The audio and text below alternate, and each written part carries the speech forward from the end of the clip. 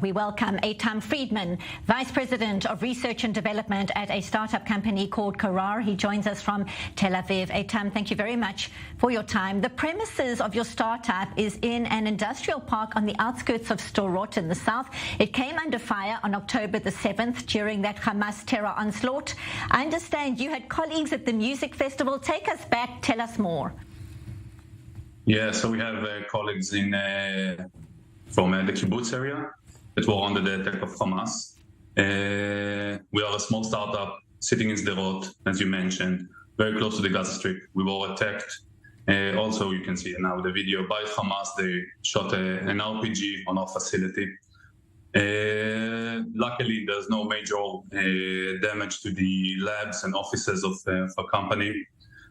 And now it's time for us to be strong, and we need to prevail it also as civilians, and we need to make sure that our company is running.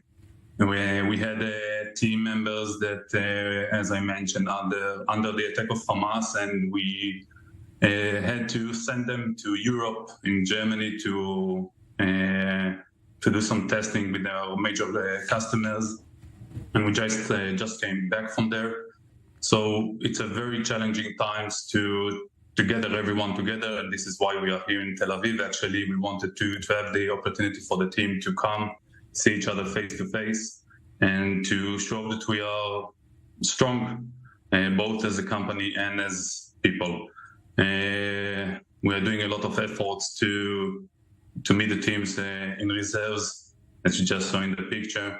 We are a very united team, and we see a lot of meaning in keeping the company running and push the team.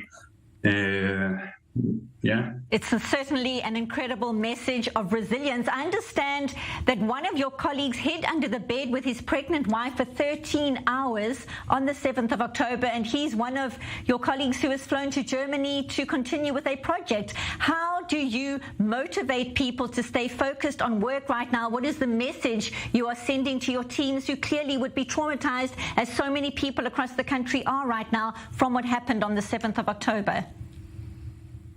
I think it's very simple. We are fighting for life. We are fighting for normality. We want our life to be as routine as possible. We are looking to have the same peaceful job, peaceful life.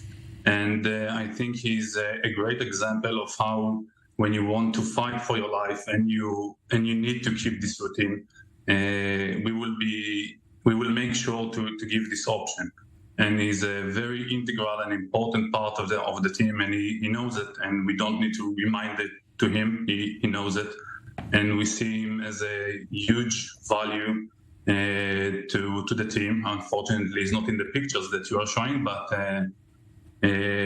certainly is inspiring to see how people are managing to continue with their work right now. Eytam, I understand your top international car manufacturers you deal with include Volvo Group and Toyota and others as well. What kind of response have you had on the global front, briefly, please, in terms of getting back to business?